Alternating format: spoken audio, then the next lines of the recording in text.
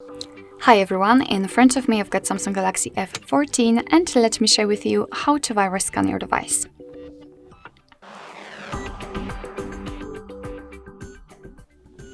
So first of all we have to find and open the settings, so let's do it, and then scroll down in order to find the battery and device care.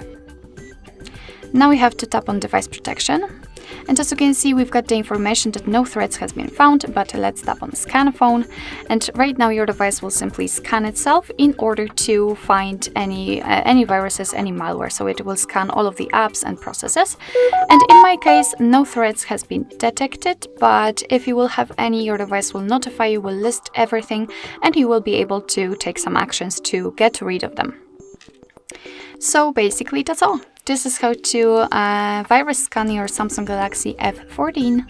Thank you so much for watching. I hope that this video was helpful, and if it was, please hit the subscribe button and leave the thumbs up.